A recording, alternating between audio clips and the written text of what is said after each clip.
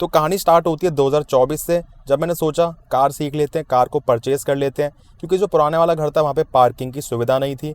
अभी मैं 3 साल लगभग पहले एक नए घर में शिफ्ट हुआ हूँ जहाँ पे पार्किंग है। तो पार्किंग के बाद ऑब्वियसली दिमाग में ख्याल आता है कि गाड़ी होनी चाहिए। तो फरवरी 2024 से मेरी कार को खरीदने की रिसर्च स्टार्ट होती है। मैं देख रहा हूँ मल्टीपल ब्रांड्स, लाइक 3 से लेकर 4 लाख रुपए के आसपास कोई अच्छी सी गाड़ी मिल जाए, उसको मैं 2-3 साल तक चला लूंगा, उसके बाद सेल कर दूंगा, कोई बढ़िया सी गाड़ी खरीद लूंगा फिर। मतलब टिपिकली जिस तरीके से माइंड में ख्याल आता है जस्ट वैसे ही। मतलब स्टार्टिंग में ऑब्वियसली ज्यादा कोई इन्वेस्टमेंट करनी नहीं चाहिए। अब वैसे मेरा ऐसा कोई फ्रेंड सर्कल भी नहीं रहा कि मैं अपने दोस्तों की गाड़ियां वगैरह चला रहा हूँ, उनको ट्राई कर रहा हूँ, उससे सीख गया हूँ। तो इसी वजह से मैंने लगभग 15 दिन के आसपास ड्राइविंग स्कूल से एक आइडिया ले लिया कि इस तरीके से गाड़ी चलाते हैं। अब जिस दौरान मैं गाड़ी चलाना सीख रहा हूँ उसी के साथ साथ रिसर्च भी कर रहा हूँ, लाइक कौन सी गाड़ी खरीदूं, टाटा, मारुति या फिर hyundai वगैरह की कौन सी गाड़ी लेनी चाहिए। अब स्टार्टिंग से मेरे मन में ख्याल था दैट ऐसी गाड़ी खरीदनी है जो कि मजबूत हो, सेफ्टी वगैरह बढ़िया हो। तो जैसे ही 15 दिन खत्म हुए ड्राइविंग क्लास के, 16वें दिन मैं गाड़ी ले आया। अब गाड़ी में खरीद के लाया टाटा की टिगोर AMT 2017 वेरिएंट, वो भी स्पिनी से। अब वैसे मैं और भी काफी सारी गाड़ी प्रेफर कर रहा था 3 से लेके 4 लाख रुपए के आसपास, जस्ट लाइक होंडा की जैज, मुझे काफी बढ़िया लग रही थी, वो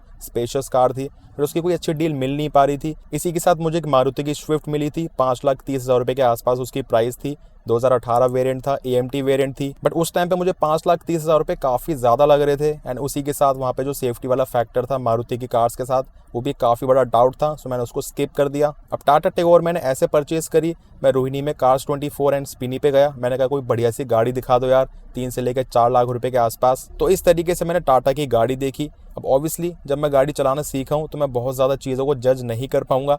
मुझे सबसे पहली चीज़ अट्रैक्ट कर रही थी वो इसकी सेफ्टी, बिल्ड क्वालिटी, उसके दरवाजे इतने भारी लग रहे हैं, बढ़िया लग रहे हैं। एंड जब मैंने गाड़ी ड्राइव करके देखी, मैंने कहा गाड़ी तो बढ़िया लग रही है, इसे खरीद लेता हूँ। वैसे जो ये गाड़ी थी अराउंड 42,000 किलोमीटर चली हुई थी, तो चली अच्छी खासी थी, 2017 वेरिएंट थी। बट जब मैंने गाड़ी चला के देखी, मुझे गाड़ी बढ़िया लग रही है, प्राइस भी 4,30,000 रुपए के आसपास था उसका। तो उस टाइम पे कुछ भी समझ नहीं आया, मैंने कहा अच्छी खासी सेफ्टी है, ऑटोमेटिक गाड़ी मिल रही है 2017 की, स्पिनी से ले रहा हूँ, कोई भी इशू आता है 1 साल तक वारंटी वगैरह है, इसको ही खरीद लेता हूँ। अब परचेस करने के 1 से लेकर 2 हफ्ते के बाद मुझे ऐसा नोटिस होता है दैट गाड़ी में काफ़ी ज़्यादा इससे पावर लैग फील हो रहा है। अब यहीं पे सबसे बड़ा कैच आता है दैट अगर आप गाड़ी को चलाना सीखे हो, उसके तुरंत बाद आप गाड़ी को परचेस करने का सोचते हो, देन आप चीज़ों को अच्छी तरीके से जज कर ही नहीं सकते हो, क्योंकि आपकी नॉलेज, एक्सपीरियंस काफ़ी कम होता है। तो ऐसे में किसी बड़े की गाइडेंस काफ़ी ज़रूरी होती है। बट मैं तो चला था जस्ट खुद के बेसिस पे एक्सपेरिमेंट्स करने। इनफैक्ट कार को खरीदे हुए जस्ट 1 महीने के आसपास हुआ है। एक बारी ऐसा हुआ, गाड़ी चलते चलते बीच में रोड पे बंद हो गई, मेरी फट के हाथ में आ गई।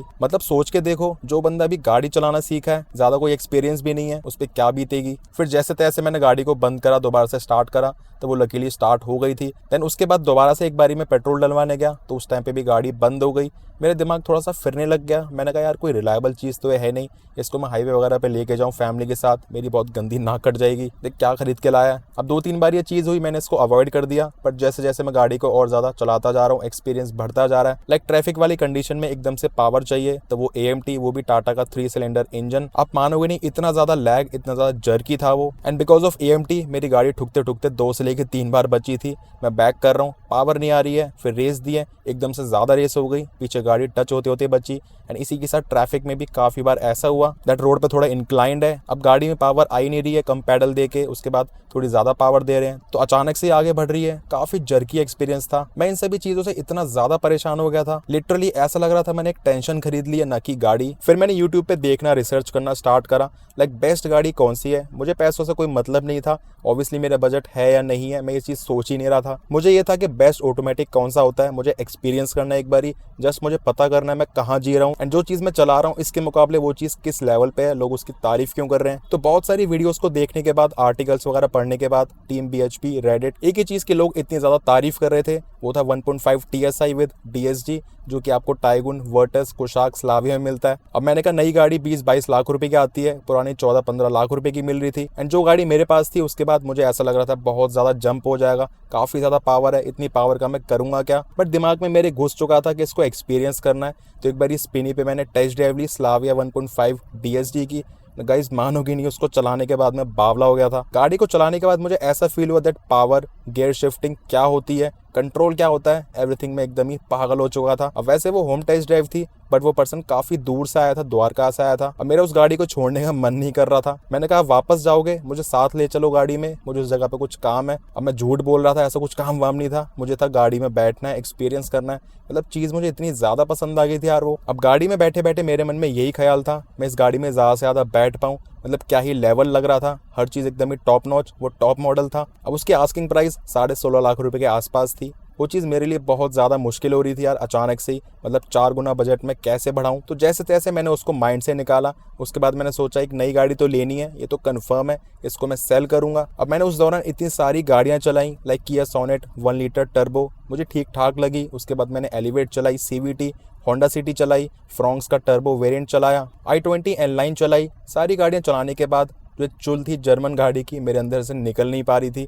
फिर मैंने टेस्ट ड्राइव ली वोटस 1 लीटर ऑटोमेटिक की, जिसमें टॉर्क कन्वर्टर आता है, जो कि मुझे ठीक ठाक लगी थी। बट जो दिमाग में एक था ना 1.5 DSG, जो कि फर्स्ट इंप्रेशन था, उसको मैं भूल नहीं पा रहा था। बोलते हैं ना पहला प्यार, वो हो गया था। फिर उसके बाद मैंने कुशाक टॉप मॉडल 1.5 DSG उसकी टेस्ट ड्राइव ली। अब मेरी हिम्मत और पागलपन देखो, 4-4.5 लाख रुपए की गाड़ी मेरे पास है, बट मैं 20-22 लाख रुपए की गाड़ियों की टेस्ट ड्राइव ले रहा हूँ, वो भी होम टेस्ट ड्राइव बुक कर रहा हूँ। एंड ऐसा लगता था बस पैसे आ जाए यार कहीं से, इसको मैं खरीद लूँ। 1.5 DSG को छोड़ने का मन कर नहीं रहा था। तो नई का बजट तो था नहीं, बट मैंने जैसे तैसे 10-11 लाख रुपए के आसपास बजट बनाया। अब ऐसा होता है पहली बार किसी चीज़ को खरीदते हो, एक्सपीरियंस करते हो, तो आप धीरे धीरे कंफर्टेबल होते हो पैसे स्पेंड करने के लिए। अब भले आप एक बार एक्सपीरियंस करके बाद में महंगी चीज़ ले लो, बट पहली बार में आपको हमेशा डाउट होता है दैट वर्दी है या फिर नहीं, मैं कितना इस्तेमाल करूंगा, क्या यूजेज रहेगा, किस तरीके से मेंटेन करूंगा चीज़ों को। तो वही जोन मेरा चल भी रहा था और बजट भी कम था। अब दिमाग में इतनी परेशानी चल रही थी, खाना पीना सब छूट रहा था, बस गाड़ी की तलाश। एंड 14-15 लाख रुपए से कम 1.5 DSG मिल नहीं रहा था सेकंड हैंड में भी। मैंने बहुत जगह पे सर्च करा, स्पिनी, कार्स24 एंड काफी सारे डीलर्स पे। अब अच्छी डील देखने के लिए बहुत ज्यादा वेट करने का मन इसलिए भी नहीं था, क्योंकि जो टाटा के साथ एक्सपीरियंस है अच्छा नहीं था, AMT के साथ बहुत ही ज्यादा जर्की था। एंड ऐसा लग रहा था गाड़ी को सेल करने के बाद कोई गाड़ी खरीद लूं जल्दी से। तो लगभग पूरा 1 महीना सर्च करने के बाद मुझे एक डील मिलती है किसी एक डीलर पे, जो की थी स्लाविया 1 लीटर मिड वेरिएंट, जो कि आता था एम्बिशन, एंड वो भी ऑटोमेटिक। सो मैंने कहा 11 लाख रुपए के आसपास एक गाड़ी मिल रही है, कम से कम स्कोडा की कार तो है, जिस कार को मैं बहुत ज्यादा पसंद कर रहा हूँ, जिस कंपनी को। चलो वो इंजन और गियर बॉक्स नहीं है, बट कहीं ना कहीं वैसा फील शायद मिल जाएगा, वैसी बिल्ड क्वालिटी, वैसी लुक, एवरीथिंग। एंड क्योंकि कहीं ना कहीं बजट का प्रेशर था, मैं एक्सटेंड नहीं कर पा रहा था, सो मैंने टेस्ट ड्राइव में भी बहुत ज़्यादा ऐसे जजमेंट्स नहीं करी। मुझे लगा यार चलो ठीक है, अभी से काफ़ी बेटर है, 2-4 साल चलाएंगे इसको, उसके बाद सेल कर देंगे, फिर देखते हैं। तो मैंने जल्दी से उस गाड़ी की डील कर ली। वो गाड़ी लगभग 2 साल पुरानी थी, बट ड्रिवन अच्छी खासी थी, 44,000 किलोमीटर के आसपास। तो उधर से उसकी डील करी एंड इधर से टाटा टिगोर की सेल करने की। अब ऑब्वियसली मैंने गाड़ी परचेज करी थी टाटा टिगोर, वो सेकंड ओनर हो गई थी। तो इस तरीके से गाड़ी को सेल करना काफी मुश्किल हो जाता है। तो मैंने सोचा स्पिनी पे वापस से सेल कर देता हूँ। अब मैंने जिस गाड़ी को 4,28,000 रुपए के आसपास खरीदा था, उसी गाड़ी को मैंने 3 महीने बाद स्पिनी को सेल कर दिया 3.5 लाख रुपए में। वो भी उन्होंने प्राइस एकदम ही मैक्सिमम बताई थी। इससे पहले वो 3,28,000 रुपए के आसपास प्राइस बता रहे थे। एंड कमाल की बात यह है, 3.5 लाख रुपए में खरीदने के बाद वापस से उन लोगों ने उसको उसी प्राइस में सेल कर दिया। एंड जब मैंने वो खरीदी थी वो सेकंड ओनर थी, बाद में वो थर्ड ओनर हो गई। अच्छा, इस बीच टाटा टिगोर में और भी काफी सारी प्रॉब्लम्स आई थी। लाइक मैं हाईवे पे लेके गया, बर्निंग स्मेल आ रही है, ऐसा लग रहा कुछ जल रहा गाड़ी में, तो उसको मैंने किसी लोकल मैकेनिक से रिपेयर करवाया था। बाकी जो बिल वगैरह बना था उसका प्राइस मुझे स्पिनी ने रिइंबर्स कर दिया था, अंडर वारंटी उन्होंने एक्सेप्ट कर लिया था। तो अल्टीमेटली स्पिनी का एक्सपीरियंस कैसा है उसके बारे में मैं एक अलग से वीडियो जरूर से बनाऊंगा। स्लाविया को परचेज करने के बाद मैं सोचता हूँ इसको अब अच्छे से चलाता हूँ, अपनी गाड़ी की अच्छे से टेस्ट ड्राइव लेता हूँ। इसको मैंने खरीद लिया है, स्कोडा की गाड़ी है भाई, कोई छोटी बात नहीं है। एंड आप मानोगे नहीं, गाड़ी को खरीदने के बाद जब मैं उसको चला रहा हूँ अगले दिन मुझे ऐसा लग रहा है कहीं ना कहीं मेरा फिर से कट गया है, क्योंकि बात वही आ रही थी जिस चीज का इंप्रेशन दिमाग में बन गया था 1.5 DSG। उसके मुकाबले ऑब्वियसली 1 लीटर इंजन, उसमें आपको थोड़ी बहुत वाइब्रेशन मिलती है, इनिशियल लैग है, टर्बो लैग है, इसी के साथ जो कि आपको ओवरऑल फील मिलता है 3 सिलेंडर 4 सिलेंडर एवरीथिंग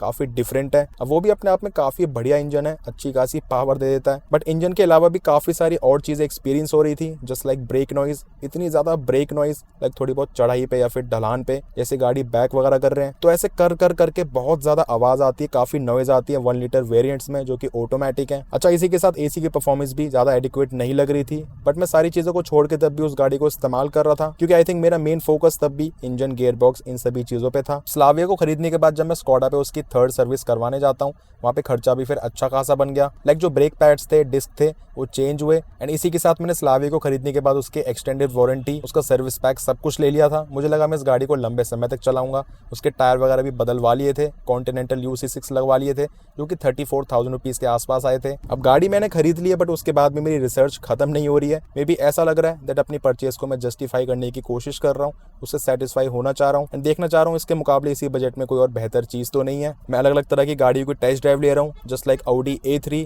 इसी के साथ किया की Seltos top model, Virtus GT and जो कुशाक का टॉप मॉडल आता है 1.5 DSG, उसको भी सभी चलाने के बाद मैं इस तरीके से दिमाग चला रहा हूँ कौन सी खरीदूं, क्या खरीदूं। तो इस तरीके से नॉर्मली रिसर्च चली रही थी। एक बारी मैं कहीं से स्लाविया से घर आ रहा था रात को। उस दौरान ऐसा होता है गाड़ी में चलते चलते इतना ज़्यादा जोर से झटका लगता है, पूरी गाड़ी हिल जाती है। एंड आप मानोगे नहीं, उस टाइम पे मेरी हार्ट बीट इतनी ज़्यादा तेज़ हो गई थी, मुझे लगा कि इसने गाड़ी पीछे से हिट कर दी है, ठोक दी है, गाड़ी पूरी हिल गई थी। एंड मैं पीछे देखता हूँ तो दूर दूर तक कोई भी नहीं है। आई वॉज रियली शॉक्ड कि ये हुआ क्या है। देन मुझे लगा थोड़ी बहुत प्रॉब्लम आ सकती है, मशीन है, एक आधी बारी चलता है, कोई बात नहीं। उसके बाद 3 से लेके 4 बार मेरे साथ वापस से ऐसा हुआ, गाड़ी चलते चलते इतना ज़्यादा जोर से झटका जर्क देती थी वाइल शिफ्टिंग। अब मैं भी इस चीज़ को लेकर काफ़ी स्केप्टिकल था कि ये तो टॉर्क कन्वर्टर है, काफ़ी रिलायबल बताया जाता है, इसी वजह से मैंने इसको चूज़ करा था कि चलो 1.5 DSG नहीं ले पा रहे हैं, टॉर्क कन्वर्टर में कुछ तो बेहतर मिलेगा। बट वो इतनी ज़्यादा जर्क्स, इतनी ज़्यादा प्रॉब्लम्स एकदम से देने लग गया था। बट इस तरह की चीज़ को एक्सेप्ट कर पाना काफ़ी मुश्किल हो गया था। I was really scared. मतलब obviously gear box engine warranty में तो था एंड जब पूरी तरह प्रॉब्लम आती तो ऑब्वियसली मैं कंपनी में दिखा लेता, वो लोग उसको चेंज वगैरह भी कर देते। बट एक्सपीरियंस नाम की भी कुछ चीज़ होती है। ऐसा लगता है किसी चीज़ को ख़राब होने तक का वेट क्यों ही करना, जितना टाइम बीता जा रहा है उसमें बेटर एक्सपीरियंस लें, ना कि चीज़ को ख़राब करने का वेट करते रहें। तो इस तरीके से मेरा मन और भी ज़्यादा पक्का हो गया था दैट मुझे गाड़ी अब बदलनी है, 1.5 लेना है। अब नई गाड़ी लूँ, पुरानी गाड़ी लूँ, अगेन काफ़ी ज़्यादा कन्फ्यूजन, क्योंकि 18 से लेके 20 लाख रुपए का बजट अगेन ईजी नहीं है एंड मेरा बजट उतना था भी नहीं। अब वैसे मुझे स्लाविया बहुत ज़्यादा पसंद थी, मतलब इन चारों गाड़ियों में से सबसे ज़्यादा पसंद स्लाविया ही थी।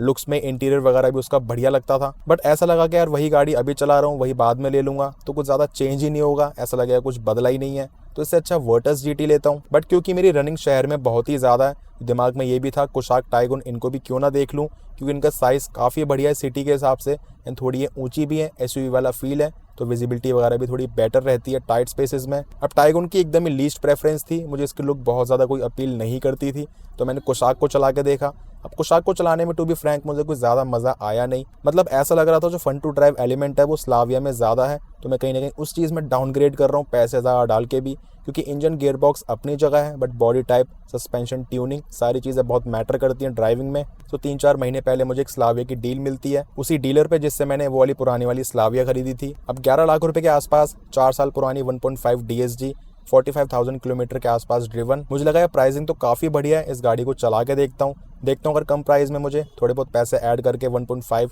टॉप मॉडल एवरीथिंग मिल जाए तो क्या ही बुराई है। अब जैसे मैंने उस गाड़ी को ड्राइव करा तो मुझे उसकी इंजन नॉइस काफ़ी ज़्यादा लग रही थी, ऐसा लग रहा था इंजन काफ़ी रफ नॉइस क्रिएट कर रहा है, बल्कि उससे ज़्यादा साइलेंट स्मूथ मुझे अपना 1 लीटर इंजन लग रहा था। तो मुझे वो गाड़ी ज़्यादा कुछ समझ में नहीं आई। अब उसी डीलर पे टाइगुन GT खड़ी थी सिल्वर कलर में, मैंने कहा एक बार इसको चला के देख लेते हैं, टाइगुन कभी चलाई नहीं है, कुशाक, स्लाविया, वर्टस इतनी बार चला ली है, तो एक बार चला के तो देखते हैं, हमें पता तो चले कि यार गाड़ी में क्या क्या डिफरेंस है। अब जैसे मैं टाइगुन में बैठा, मुझे इसका इंटीरियर एकदम ही काफ़ी ज़्यादा अपील कर गया। मतलब जिस तरीके से इसकी स्क्रीन एकदम ही इनबिल्ट है डैशबोर्ड के लेआउट में एंड इसके इंस्ट्रूमेंट क्लस्टर में जो रेड थीम है, जो कि आपको स्लाविया या फिर कुशाक के मोंटे कार्लो में मिलती है या फिर वर्टस GT में। एंड गाड़ी में बैठते ही इसको ड्राइव करके जो ओवरऑल फील आया एकदम ही स्टर्डी, एंड क्योंकि इसकी सस्पेंशन की ट्यूनिंग भी कुशाक के मुकाबले थोड़ी स्टिफ है तो ये ज़्यादा फन टू ड्राइव लगी एंड इसकी कॉर्निंग वगैरह भी थोड़ी शार्प क्रिस्प लगी। एंड इसे चलाने के बाद मेरा मन इसी गाड़ी पे आ गया। आई वाज लाइक इसी को खरीद लेता हूँ। देन मैंने फाइनली इसकी डील कर ली और ये अराउंड वही 2 साल पुरानी 2024 वेरिएंट है एंड ये थी अराउंड 29,000 किलोमीटर ड्रिवन एंड इसको मैंने फरवरी से 3,500 किलोमीटर के आसपास चला दिया है। तो 2 साल में तीसरी गाड़ी का एक्सपीरियंस, इसी के साथ 15 से लेके 20 गाड़ियों की टेस्ट ड्राइव लेने के बाद मैं आपको क्या टिप्स देना चाहूँगा, आप किस तरीके से अपनी पहली गाड़ी, बेस्ट गाड़ी खरीद सकते हो। तो देखो, सबसे पहली इंपॉर्टेंट चीज़ वो होती है एक्सपीरियंस। अगर आप अभी गाड़ी ड्राइव करना सीखे हो, आपके घर में कोई और गाड़ी ड्राइव करना नहीं जानता है, किसी को एक्सपीरियंस नहीं है, एंड आप चलो मेरी तरह गाड़ी को खरीदने के लिए, देन आप अच्छी तरीके से जज नहीं कर पाओगे। क्योंकि गाड़ी चलाना सीखने के तुरंत बाद जब भी हम कोई गाड़ी चलाते हैं, टेस्ट ड्राइव करते हैं, उस टाइम पे हमारा मेन फोकस होता है गाड़ी को ठुकने से बचाने पे, लाइक इधर उधर टच ना हो जाए टाइट स्पेसेस पे, रोड पे जब भी हम टेस्ट ड्राइव करते हैं। एंड उस टाइम पे हम कभी भी फ्रीली तरीके से जज कर ही नहीं सकते हैं कौन सा इंजन, कौन सा गियर बॉक्स, कौन सी बॉडी टाइप हमें अपील कर रही है, हमें सेडान चाहिए, एसयूवी चाहिए। वैसे तो अभी सेडान का ज़माना एकदम ही जा चुका है, बट फिर भी आपका टेस्ट कुछ भी हो सकता है। तो गाड़ी चलाना सीखने के बाद आपको कम से कम 5-6 महीने कोई ऐसी कार ड्राइव करनी है जिसमें आपको कुछ भी मैटर ही नहीं करे, उसकी प्राइसिंग इतनी ज़्यादा कम हो कि आपको वो गाड़ी लायबिलिटी ना लगे, ऐसा ना लगे कि मैंने पैसे ज़्यादा खर्च कर दिए हैं। जो गाड़ी आपने खरीदी है चलाना सीखने के लिए, परफेक्शन के लिए, आप जैसे उसको समझने लग गए हो, आपको समझ में आने लग गया है इंजन किस लेवल पे, किस आरपीएम पे कैसे पावर प्रोड्यूस करता है, पहले गियर में, दूसरे गियर में कैसे पावर रिलीज हो रही है, ये गाड़ी एक्चुअल में सिटी के लिए है या फिर नहीं, या फिर हाईवे के लिए है। तो इन सारी चीज़ों को ऑब्जर्व करने के बाद, उसके ड्रॉबैक्स को निकालने के बाद, फिर आपको कहीं ना कहीं 6-8 महीने, 1 साल के बाद मार्केट में उतरना चाहिए। उस टाइम पे आप अच्छे तरीके से एक्सपीरियंस कर पाओगे कि आपको एक्चुअल में चाहिए क्या। क्योंकि जो पर्सनल टेस्ट है वो डेफिनेटली अलग हो सकता है। बहुत से लोग 3 सिलेंडर इंजन्स को काफ़ी सालों से चला रहे हैं, उन्हें कोई भी प्रॉब्लम नहीं है, they are just satisfied. But मेरे केस में आपने देखा मुझे 3 सिलेंडर इंजन कभी भी ज़्यादा अपील कर ही नहीं पाया। मुझे स्टार्टिंग से 4 सिलेंडर इंजन ज़्यादा बेटर लगा हर ब्रांड का। तो सबका पर्सनल टेस्ट, सबकी पर्सनल चॉइस हो सकती है, आपको क्या ज़्यादा पसंद आ रहा है वो आपको जानना ज़रूरी है। अब जो एक्सपीरियंस वाली बात मैंने आपको कही, उसमें ये भी आप कर सकते हो, किसी दोस्त को या फिर अपने फैमिली मेम्बर को लेके जा सकते हो जिनको एक्सपीरियंस है। बट बात वही आ जाती है, वो उनकी ओपिनियन, उनकी चॉइस होगी, आपकी नहीं होगी। आपको कहीं ना कहीं उस पर एग्री करना पड़ेगा। बट गाड़ी को चलाने के 1-2 साल के बाद फिर वापस से आपके अंदर चुल उठ सकती है, जो कि आपकी चॉइस होगी। तो इसीलिए डिफरेंस पता करने के लिए मास्टरी होना ज़रूरी है। अब चीज़ों को पकड़ तो पाओ। लाइक छोटी छोटी चीज़ें होती हैं। जब मेरे पास स्लाविया थी 1 लीटर ऑटोमेटिक, उसमें ब्रेक को छोड़ती वो काफ़ी तेज़ एग्रेसिव तरीके से क्रीप करती थी, जो कि ट्रैफिक वाली कंडीशंस में थोड़ा अनोइंग होता था, एकदम टाइट स्पेसेस पे। एंड उसका क्रीप इतना ज़्यादा एग्रेसिव था कि आधी ब्रेक लगाने के बाद ही ट्रैफिक में मूव कर पाते थे। अगर ब्रेक छोड़ दी तो और गाड़ी के हिसाब से वो काफ़ी तेज़ आगे बढ़ती थी। बट उसके मुकाबले इनकी जो 1.5 DSG है, इसमें ये चीज़ काफ़ी स्मूथ है, बहुत ही बैलेंस तरीके से दी गई है। तो छोटी छोटी चीज़ें बहुत ज़्यादा मैटर करती हैं गाड़ी को चलाते हुए। आपको क्या ज़्यादा पसंद आ रहा है या फिर जो डिफरेंस है आपको मैटर कर रहा है या नहीं, वो टोटली सबके लिए अलग हो सकता है। बाकी जो ये वाली वीडियो थी मेनली थी मेरे एक्सपीरियंस के बेसिस पे। अगर आप लोग चाहते हो एक अलग से वीडियो बनाऊं किस तरीके से नए कार बायर्स अपने लिए बेस्ट कार परचेज कर सकते हैं, अब सेकंड हैंड कार परचेज करनी चाहिए या फिर न्यू कार परचेज करनी चाहिए, काफ़ी सारे फैक्टर्स हैं, तो कमेंट सेक्शंस में ज़रूर बताना। आई नो वीडियो थोड़ा ज़्यादा लॉन्ग हो गया है, बट मैंने सारा एक्सपीरियंस शेयर करने की कोशिश करी है ताकि मे भी कुछ लोग मेरे एक्सपीरियंस के साथ रिलेट कर पाएँ। क्योंकि गाड़ी खरीदो बेचो काफ़ी लॉस होता है, टाइम की बर्बादी होती है। एंड पुरानी गाड़ी को खरीदोगे उसमें मेंटेनेंस भी करवाओगे तो उसमें भी काफ़ी ज़्यादा खर्चा वगैरह हो जाता है। बाकी नए कार बायर्स के लिए आप लोग क्या टिप्स देना चाहोगे कमेंट सेक्शंस में ज़रूर बताना। वीडियो पसंद आया तो make sure to like this video and stay tuned इसी तरह की वीडियोस के लिए। मिलते हैं मेरे नेक्स्ट वीडियोस में। Till then take care.